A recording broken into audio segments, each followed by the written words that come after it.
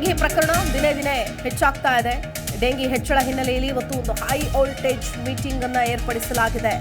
ಆರೋಗ್ಯ ಸಚಿವರಾದ ದಿನೇಶ್ ಗುಂಡೂರಾವ್ ಅವರ ನೇತೃತ್ವದಲ್ಲಿ ಸಭೆಯನ್ನ ಕರೆಯಲಾಗಿದೆ. ವಿಧಾನಸೌಧದ ಆರೋಗ್ಯ ಸಚಿವರ ಕೊಠಡಿಯಲ್ಲೇ ಸಭೆ ಇರುತ್ತೆ. ಇವತ್ತು ಅಂದ್ರೆ ಮಧ್ಯಾಹ್ನ 3 ಗಂಟೆಗೆ ಸಭೆಯನ್ನ ಕರೆದಿದ್ದಾರೆ ದಿನೇಶ್ ಗುಂಡೂರಾವ್. ಪಂಚಾಯತ್ ರಾಜ್ ಮತ್ತು ನಗರಾಭಿವೃದ್ಧಿ ಇಲಾಖೆ ಅಧಿಕಾರಿಗಳು ಕೂಡ ಈ ಸಭೆಯಲ್ಲಿ ಭಾಗಿಯಾಗ್ತಾ ಇದ್ದಾರೆ. ಎರಡೂ ಇಲಾಖೆಗಳ ಪಾತ್ರದ ಕುರಿತು ಚರ್ಚೆಯನ್ನ ಮಾಡಲಾಗ್ತಾ ಇದೆ ಅನ್ನೋದು. ಬೆಂಗಳೂರು ಸೇರಿ ರಾಜ್ಯಾದ್ಯಂತ ಡೆಂಗಿ ಹರಡ್ತಾ ಇದೆ. ಸೊ ಎಲ್ಲಾ ಕಡೆಯಲ್ಲೂ ಕೂಡ ಕಡಿವಾಣ ಹಾಕೋ ನಿಟ್ಟಿನಲ್ಲಿ ಕ್ರಮಗಳನ್ನ ತೆಗೆದುಕೊಳ್ಳೋದಕ್ಕೆ ಮುಂದಾಗಬೇಕಾಗತ್ತೆ. ನೋಡಿ, ಕೇವಲ ಬೆಂಗಳೂರಿನಲ್ಲಿ ಅತಿ ಹೆಚ್ಚು ಡೆಂಗಿ ಪ್ರಕರಣಗಳಿದೆ. ಇನ್ನು ಮತ್ತಷ್ಟು ಆತಂಕ ಅನ್ನುವಂತಹ ನಿಟ್ಟಿನಲ್ಲಿ ಬೇರೆ ಬೇರೆ ಜಿಲ್ಲೆಗಳಲ್ಲೂ ಕೂಡ ಡೆಂಗಿ ಇರೋದು ಪತ್ತೆಯಾಗ್ತಾ ಇದೆ. ಹಾಗಾಗಿ ಇಡೀ ರಾಜ್ಯದ ಎಲ್ಲೆಡೆ ಈ ಕುರಿತಾಗಿ ಜಾಗೃತಿ ಮೂಡಿಸುವಂತಹ ಕೆಲಸವನ್ನ ಮಾಡಬೇಕಾಗತ್ತೆ. ಅಷ್ಟೇ ಅಲ್ಲ, ಜೊತೆಗೆ ಸೂಕ್ತ ಕ್ರಮಗಳನ್ನು ತೆಗೆದುಕೊಳ್ಳಬೇಕಾಗತ್ತೆ. ಇದೇ ನಿಟ್ಟಿನಲ್ಲಿ ಇವತ್ತು ಆರೋಗ್ಯ ಸಚಿವರು ಸಭೆಯನ್ನ ಕರೆದಿದ್ದಾರೆ.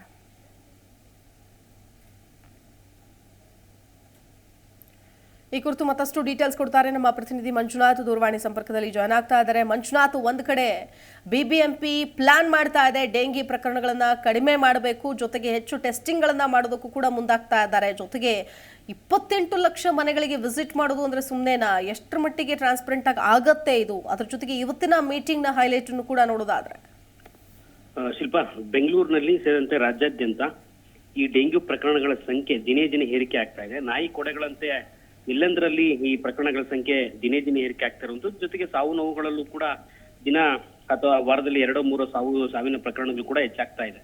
ಕಳೆದ 1 ವಾರದಲ್ಲಿ ಬೆಂಗಳೂರಿನಲ್ಲೂ ಕೂಡ 2 ಸಾವಾಗಿದೆ. ಜೊತೆಗೆ ರಾಜ್ಯದ ಇತರ ಭಾಗದಲ್ಲೂ ಕೂಡ 2-3 ಸಾವಾಗಿರೋ ಸಂಖ್ಯೆಯನ್ನು ಕೂಡ ಈ ಆರೋಗ್ಯ ಇಲಾಖೆ ದೃಢಪಡುವಂತ ಕೆಲಸ ಆಗಿದೆ. ಈ ಹಿನ್ನೆಲೆಯಲ್ಲಿ ಬೆಂಗಳೂರಿನಲ್ಲಿ ಪ್ರಮುಖವಾಗಿ ಈ ಡೆಂಗ್ಯೂ ಪ್ರಕರಣಗಳನ್ನ ಕಡಿಮೆ ಮಾಡಿಸ್ಬೇಕು ಎನ್ನುವಂತ ನಿಟ್ಟಿನಲ್ಲಿ ಮನೆ ಮನೆಗೂ ಕೂಡ ವಿಸಿಟ್ ಮಾಡುವಂತ ಕೆಲಸ ಬಿಬಿಎಂಪಿಯ ಆರೋಗ್ಯ ಇಲಾಖೆ ಅಧಿಕಾರಿಗಳು ಸೇರಿದಂತೆ ಆರೋಗ್ಯ ಇಲಾಖೆ ನೇಮಕ ಮಾಡಿರುವಂತ ಸಿಬ್ಬಂದಿಗಳನ್ನ ಕರೆದುಕೊಂಡು ಮನೆ ಮನೆಗೂ ಕೂಡ ಪರಿಶೀಲನೆ ಮಾಡುವಂತ ಕೆಲಸ ಮಾಡ್ಲಿಕ್ಕೆ ಸದ್ಯ ಅಧಿಕಾರಿಗಳೆಲ್ಲರೂ ಕೂಡ ಮುಂದಾಗಿದ್ದಾರೆ ಎನ್ನುವಂತ ಹೇಳಿ ಬಿಬಿಎಂಪಿ ಆಯುಕ್ತರಾಗಿರುವಂತಹ ತುಷಾರ್ ಗಿರಿನಾಥ್ ಅವರು ಕೂಡ ಮಾಹಿತಿಯನ್ನ ಕೊಟ್ಟಿರುವಂತದ್ದು.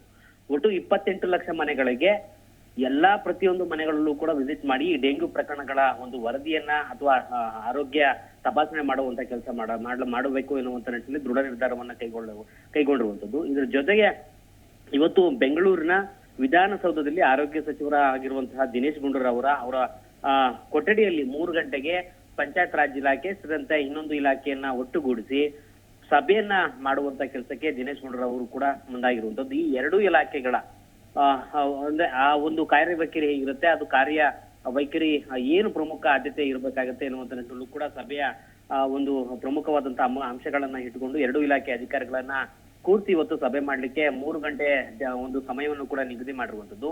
3 ಗಂಟೆ ಸಮಯ ನಿಗದಿ ಮಾಡಿರುವಂತಹ ಹಿನ್ನೆಲೆಯಲ್ಲಿ ಎರಡೂ ಇಲಾಖೆ ಅಧಿಕಾರಿಗಳು ಕೂಡ ಸಭೆಗೆ ಎಲ್ಲರೂ ಕೂಡ ಸಜ್ಜಾಗುವಂತ ಕೆಲಸ ಮಾಡ್ಲಾಗ್ತಿದೆ ಎನ್ನುವಂತ ಕೂಡ ಒಂದು ಅಧಿಕಾರಿಗಳ ಮೂಲಗಳಿಂದ ಮಾಹಿತಿ ಇರುವಂತದ್ದು. ಯಾಕಂದ್ರೆ ಈ ಒಂದು ಡೆಂಗ್ಯೂ ಪ್ರಕರಣಗಳನ್ನ ದಿನೇ ದಿನೇ ಏರಿಕೆ ಆಗ್ತಿರುವಂತನ್ನ ಕೂಡಲೇ ಕಡಿವಾಣಕ್ಕೆ ತರಬೇಕು.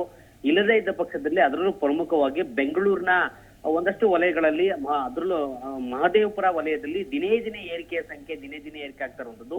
ಈ ಹಿನ್ನೆಲೆಯಲ್ಲಿ ಬೆಂಗಳೂರನ್ನ ಪ್ರಮುಖವಾದಂತಹ ಅಂಶದಲ್ಲಿ ಇಟ್ಕೊಂಡು ಜೊತೆಗೆ ರಾಜ್ಯದ ಇತರೆ ಭಾಗದಲ್ಲಿ ಯಾವ್ಯಾವ ಜಿಲ್ಲೆಯಲ್ಲಿ ಏರಿಕೆ ಪ್ರಮಾಣ ಹೇಗಿದೆ ಅನ್ನುವಂತ ನಿಟ್ಟಿನಲ್ಲೂ ಕೂಡ ಅಂಕಿಅಂಶಗಳನ್ನ ಇಟ್ಕೊಂಡು ಇವತ್ತು ಸಭೆಯನ್ನ ಆಯೋಜನೆ ಮಾಡಿರುವಂತದ್ದು. ಜೊತೆಗೆ ಕೆಲ ದಿನಗಳ ಹಿಂದೆ ಅಷ್ಟೇ ಸಿಎಂ ನೇತೃತ್ವದಲ್ಲೂ ಕೂಡ ದಿನೇಶ್ ಗುಂಡೂರಾವ್ ಅವರನ್ನ ಕೂರಿಸಿ ಇನ್ನಿತರ ಅಧಿಕಾರಿಗಳನ್ನ ಕೂರಿಸಿ ಸಭೆಯನ್ನ ಮಾಡಿ ಈ ಕಡಿವಾಣ ಹಾಕ್ಲೇಬೇಕಾಗತ್ತೆ, ಇಲ್ಲದೇ ಇದ್ದ ಪಕ್ಷದಲ್ಲಿ ಜನರಿಗೆ ತೊಂದರೆ ಆಗತ್ತೆ ಎನ್ನುವಂತಲ್ಲೂ ಕೂಡ ಸಿಎಂ ಅವರು ಸೂಚನೆ ಮೇರೆಗೆ ಇವತ್ತು ಮತ್ತೊಂದು ಸುತ್ತಿನ ಸಭೆಯನ್ನ ಆಯೋಜನೆ ಮಾಡಲಾಗಿದೆ.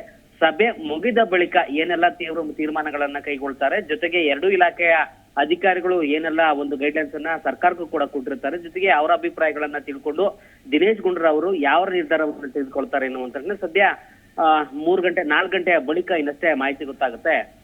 ಶಿಲ್ಪ, ಮಂಜುನಾಥ್, ಇದರ ಜೊತೆಗೆ ಈಗಾಗಲೇ ಅರಿವು ಮೂಡಿಸುವಲ್ಲಿ ಜಾಗೃತಿ ಕಾರ್ಯಕ್ರಮಗಳನ್ನ ಹೇಗೆಲ್ಲ ಹಮ್ಮಿಕೊಳ್ಳಲಾಗ್ತಾ ಇದೆ? ಯಾಕಂದ್ರೆ ಶಾಲಾ ಕಾಲೇಜುಗಳಲ್ಲೂ ಕೂಡ ಅತಿ ಹೆಚ್ಚು ಜಾಗೃತಿ ಮೂಡಿಸೋ ಕೆಲಸ ಆಗಬೇಕಾಗತ್ತೆ. ಸೊ ಈ ನಿಟ್ಟಿನಲ್ಲಿ ಏನ್ ಕ್ರಮ ಬಿಬಿಎಂಪಿ ತೆಗೆದುಕೊಳ್ಳಲಾಗ್ತಾ ಇದೆ ಅಂತ? ಬಿಬಿಎಂಪಿ ಪ್ರಮುಖವಾದಂತಹ ಕೆಲಸಗಳು ಸದ್ಯಕ್ಕೆ ಈಗ ಈ ಒಂದು ಡೆಂಗ್ಯೂ ಪ್ರಕರಣಗಳನ್ನ ಕಡಿಮೆಗೊಳಿಸಬೇಕೆನ್ನುವಂತ ನಿಟ್ಟಿನಲ್ಲಿ ಒಂದು ಆದೇಶವನ್ನು ಕೂಡ ಕಮಿಷನರ್ ಹೊರಡಿಸಿರುವಂತದ್ದು.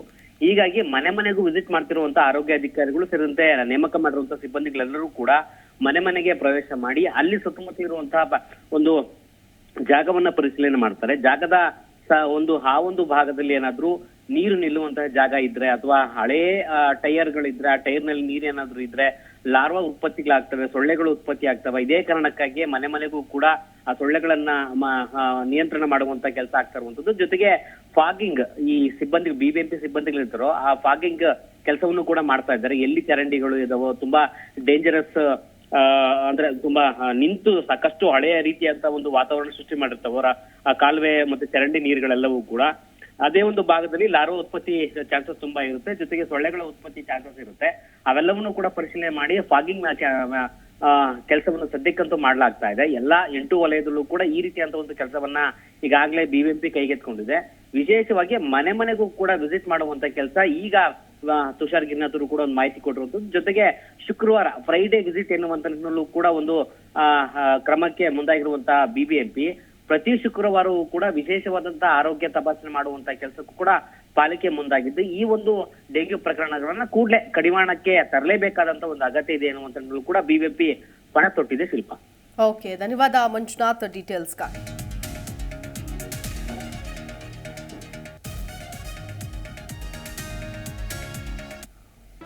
ಜಿ ಕನ್ನಡ ನ್ಯೂಸ್ ಈಗ ನಿಮ್ಮ ಮನೆಯಲ್ಲೇ ನೋಡಿ. ಎಲ್ಲ ಕೇಬಲ್ಗಳಲ್ಲಿ ಈಗ ಲಭ್ಯ.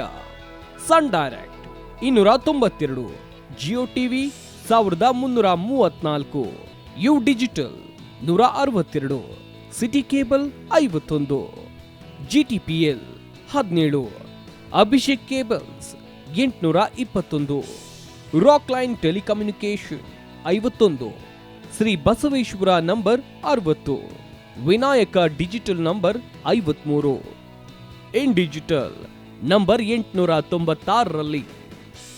ನಿಮ್ಮಿಸ್ತದ ಜಿ ಕನ್ನಡ ನ್ಯೂಸ್ ನೋಡಿ ಆನಂದಿಸಿ.